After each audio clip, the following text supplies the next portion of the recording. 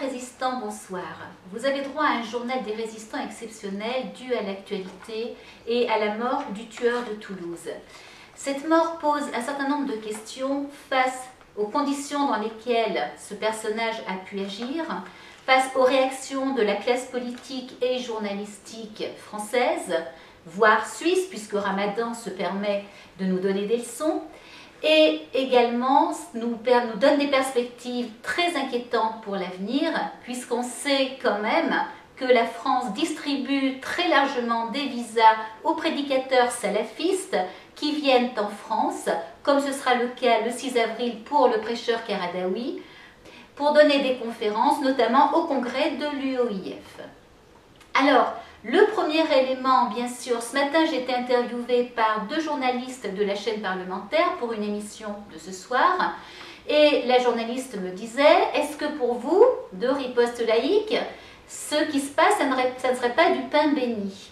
Et là j'ai sauté en l'air, ça ne peut pas être du pain béni. La mort d'innocents, la mort d'enfants, la mort de jeunes pères de famille, ça n'a rien de réjouissant, c'est terrible, c'est terrifiant. Et ce que nous ressentons, c'est le désespoir et la révolte. Désespoir et révolte parce que nous n'avons pas été entendus. Ça fait des années que nous tirons la sonnette d'alarme. Et je vais laisser Pierre commencer à vous expliquer pourquoi. Déjà, dans le contexte, je trouve que lundi, tu avais déjà tout dit. C'est-à-dire que tu avais dû lire dans un marc de café, puisque tu expliquais à la fin de ta vidéo, de ton journal des résistants, tu expliquais que selon que le coupable serait, tu avais évoqué un fou, tu avais évoqué la piste d'un néo-nazi ou la piste d'un islamiste. Et donc tu avais expliqué que si c'était un néo-nazi, ça allait être un déchaînement, on allait demander la remise en cause de sites internet, on allait attaquer une candidate qu'on allait amalgamer systématiquement à ce courant de pensée, on allait demander des sanctions, ça allait être un véritable lynchage, et tu expliquais que si par contre il s'avérait ce que entre nous, moi j'ai toujours été convaincu, à 95 chances sur 100, parce que je pense qu'il n'y a statistiquement qu'un islamiste, pour se permettre de tuer des musulmans sous l'uniforme français parce qu'ils ont été combattre en Afghanistan, et qu'il n'y a aujourd'hui que des islamistes pour tuer de sang-froid des juifs. Et des enfants juifs. Et des enfants juifs. Et d'ailleurs, Gilles William Goldnadel, qui est l'avocat qui n'est pas à Riposte laïque, était irrité dès lundi soir chez Robert Ménard, et il expliquait que à chaque fois que ça soit Carpentras, que ce soit Copernic, à chaque fois qu'il y avait des attentats en France, que ce soit la rue des Rosiers, immédiatement le pouvoir, quel qu'il soit, envoyait la rue contre l'extrême droite, et qu'il s'avérait rapidement après que c'était soit la piste palestinienne, soit la piste islamiste, et que donc il était énervé de voir un petit peu tout ce rouleau compresseur qu'il y avait sur la piste néo-nazie, en ne voulant pas voir que la piste islamiste était possible. Donc tu avais mis le doigt dessus, et effectivement, dès mercredi matin, quand on a appris que le tueur s'appelait Mohamed, on a l'impression que ça a été une catastrophe pour les Sopot, pour les Jakubowicz, pour les BHL, pour évidemment le Conseil français du culte musulman, y compris pour le CRIF. On a l'impression que toute cette bien-pensance était horrifiée parce que ce n'était pas le coupable dont on voulait. Donc il y avait déjà des grandes manifestations de prévues, on a annulé toutes les manifestations. Et toute la journée de mercredi, on a entendu pas d'amalgame de la part de ceux qui étaient prêts à multiplier les amalgames les plus crapuleuses si le coupable s'était avéré être quelqu'un d'autre. Là, on a eu droit à pas d'amalgame, on a eu le droit à Malek Chebel qui a été nous expliquer sur un plateau de BFM que finalement, peut-être que Mohamed Merah, il avait peut-être été influencé parce qu'en Afghanistan, il y avait quand même un soldat américain qui avait ouvert le feu sur ces innocents, et puis là-bas, on avait brûlé des Corans. Ah, qui sait si c'est pas ça le déclencheur, hein? On a entendu les 2 pleureuses, les 2 duettistes, Moussaoui et le rabbin Bernheim, nous l'a joué, pas touche à mon islam, religion d'amour et de paix. Je pense que les juifs qui sont victimes des musulmans musulmans dans le monde entier apprécieront les discours de ce rabbin. On a entendu toute la journée sur les plateaux tous les islamophiles et tous les hogs nous faire des discours compassionnels et relativiser complètement la responsabilité de la religion d'amour, de tolérance et de paix dans ce crime ignoble. C'était absolument caricatural, n'est-ce pas? C'est tout à fait ça. Et ça continue ce matin, puisque après la mort du tueur, on entend un ramadan qui carrément déclare la guerre à la France en disant que c'est la France qui a produit ce tueur par les conditions soi-disant de manque d'intégration, de manque d'assimilation, pauvre petit chéri au chômage, etc. On osera quand même lui rappeler que la France assimile, que la France a fait l'éducation de ce petit chéri gratuitement avec l'école de la République, que la France l'a pris en charge avec le RSA, que la France lui a permis de vivre tranquillement et de s'équiper avec on ne sait quel argent en kalachnikov, en fusil, en gilet pare-balles, etc. Mais pour Ramadan, ça ne peut pas être un musulman qui soit coupable. Alors ici on retrouve la takia traditionnelle et la solidarité musulmane.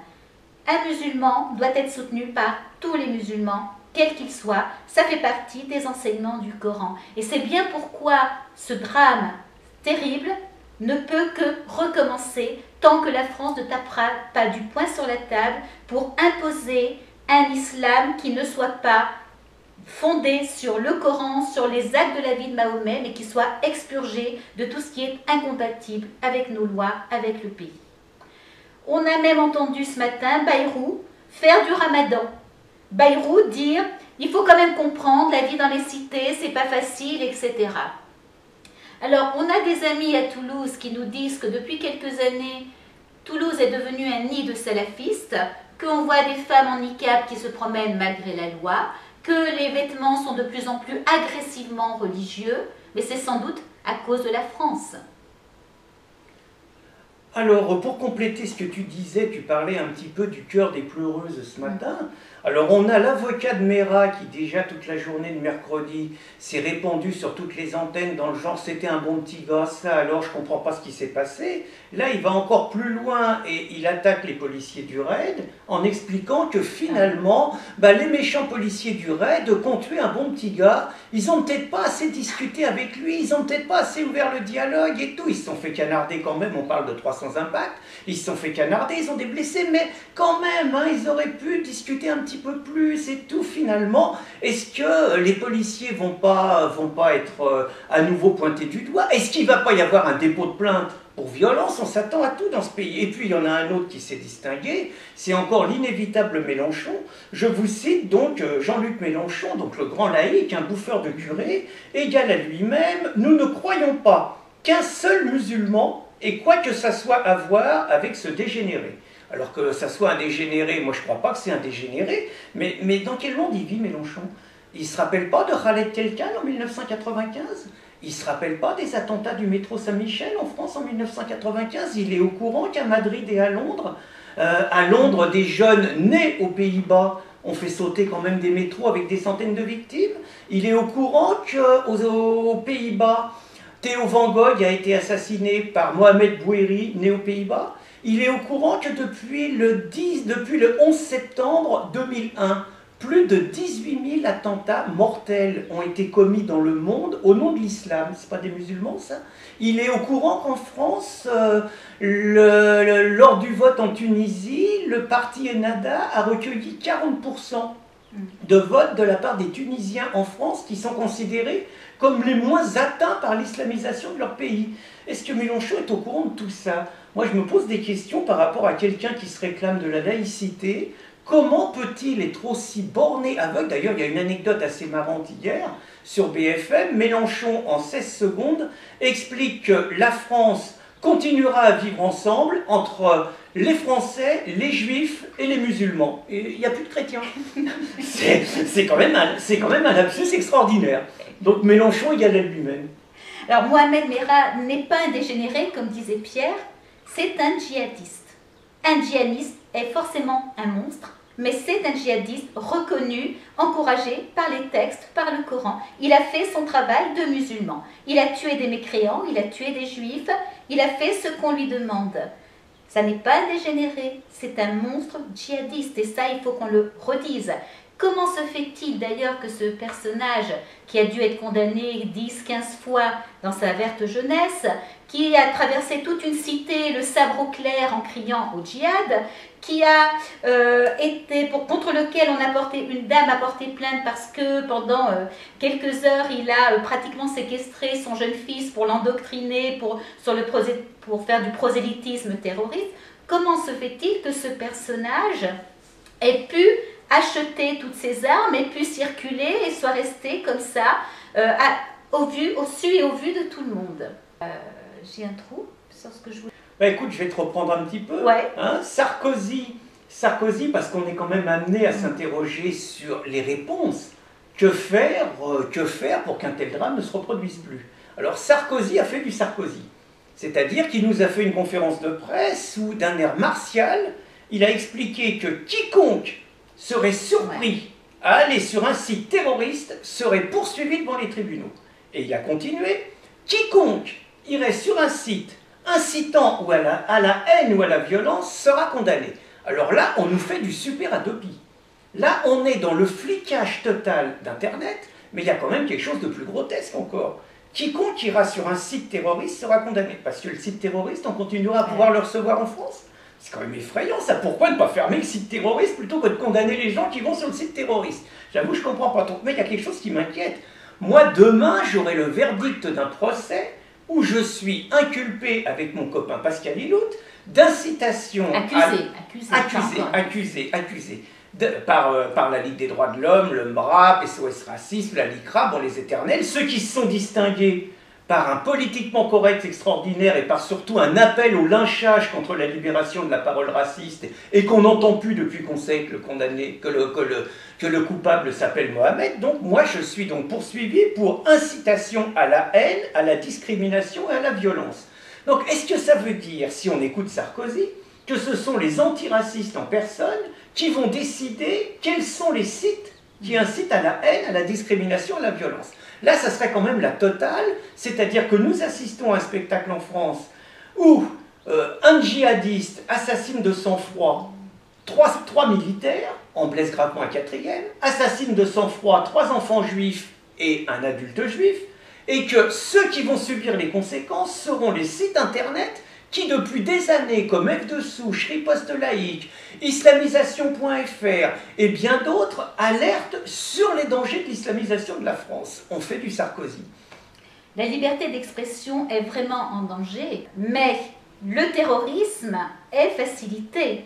Je reviens à ce que je disais tout à l'heure, à savoir que le 6 avril, l'UOIF, qui est quand même une antenne des frères musulmans, ces gentils garçons qui prônent la charia dans un certain nombre de pays du Maghreb et du Moyen-Orient, l'UOIF donc fait un congrès et il invite un certain nombre de prêcheurs, comme Karadawi. Karadawi, c'est ce prêcheur qui vous explique tranquillement que quand une femme est violée, c'est forcément qu'elle n'était pas habillée décemment, qui vous explique qu'il faut tuer les apostats, qu'il faut tuer les juifs, qu'il faut tuer les homosexuels.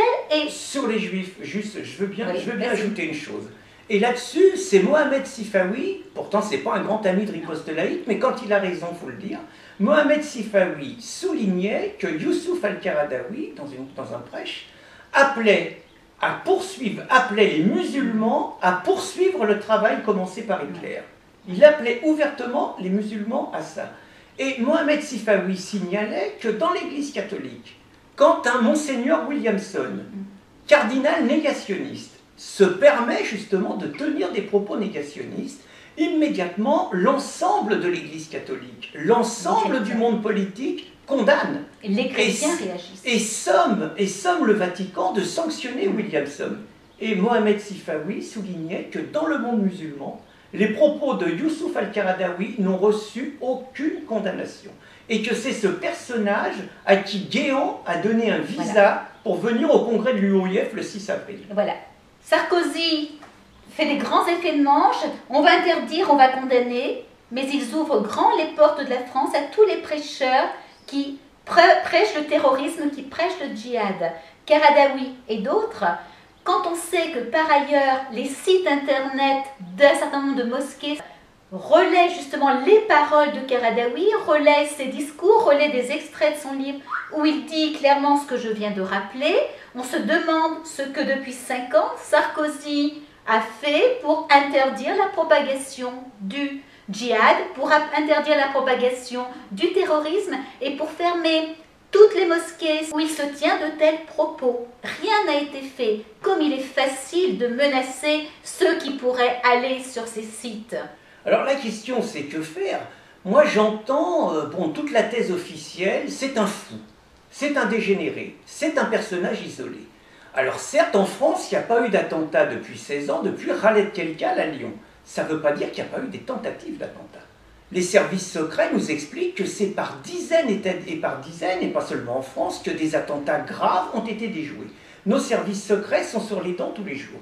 Mais je crois que c'est quand même quelque chose d'intéressant quand on écoute nos bien-pensants, ceux qui ne veulent pas entendre que 40% des Tunisiens ont voté Ennahda. Quand on écoute nos bien-pensants, ils nous disent « Arrêtez, il y a 98% de musulmans en France qui se reconnaissent dans la laïcité, dans la République et tout, et qui refusent le djihad et tout, et il y a 2% d'extrémistes. » Mettons que ça soit vrai. J'ai entendu dans le débat contre toi, le nommé Azouz Begag nous raconter qu'il y avait 10 millions de musulmans. Mettons qu'il y ait 10 millions de musulmans, mettons qu'il y ait 2% d'extrémistes, ça fait 200 000. Ça veut dire qu'il y a 200 000 Mohamed Merah en puissance en France. Je ne sais pas si vous voyez le péril que ça représente. Et il y a une véritable interrogation sur comment on fait pour se protéger de djihadistes qui n'attendent qu'une chose, c'est que le rapport de force leur soit favorable. Ils jouent aujourd'hui sur l'accroissement de la population, ils jouent sur une démographie favorable. C'est pour ça qu'il n'y a pas plus d'attentats en France.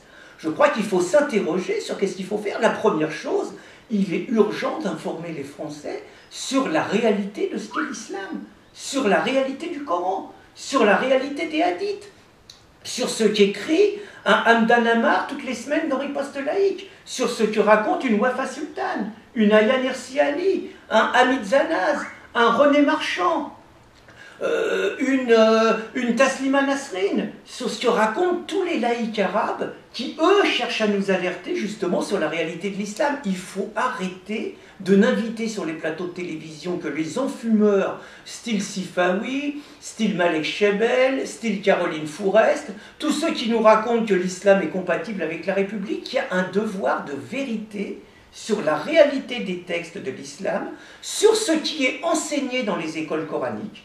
Il est urgent de s'interroger sur pourquoi des gamins de 5 ans ne veulent pas manger un certain type de viande à l'école, dès la maternelle, sur pourquoi ces gamins-là refusent de chanter, pourquoi ces gamins-là refusent d'être à côté d'une fille, pourquoi ils refusent de donner la main à une fille, sur l'embrigadement islamique de gamins de 5 ans sur le territoire français.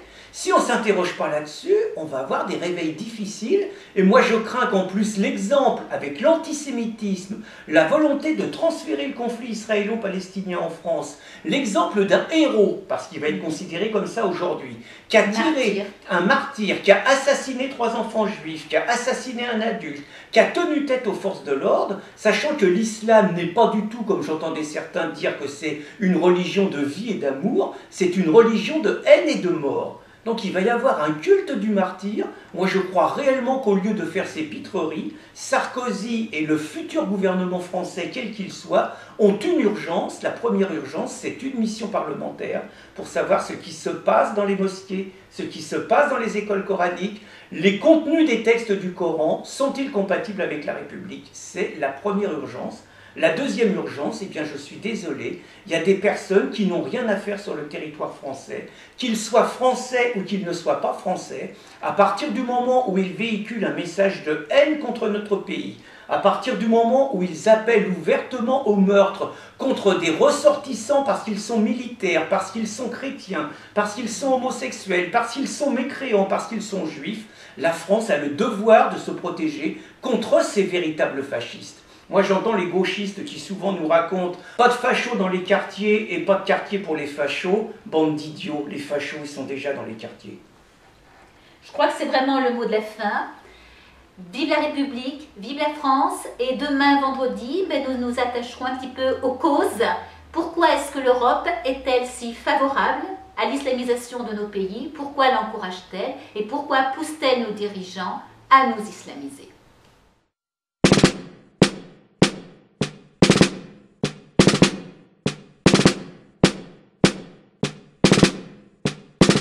Ami, entends-tu le silence des drapeaux qui ne claquent plus dans le vent, ne rayonnent plus comme avant? Ami, entends-tu le silence des troupeaux qui de l'herbage où ils sont nés osent à peine ruminer? Ami, entends-tu sous l'épitaphe couchée nos preux et valeureux aînés dans leur tombe se retourner? Ami, entends-tu le silence des clochers distillé de notre abandon, le coupable écho du bourdon?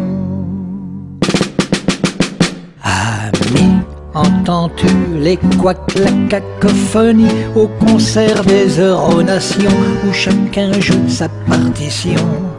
Ami, entends-tu les chœurs de la félonie entonner le chant des faux culs pour dénoncer nos barbecues? Vois-tu ces élus pour quelques votes de plus feindre d'ignorer le danger de fléaux venus nous ronger? Ces dicteurs de loi ne nous laissent pas le choix. Chanter la France, c'est connu, c'est être facho devenu. Ami, entends-tu les frappes d'un rap qui dérape, que nous laissons menus hacher notre culture sans broncher?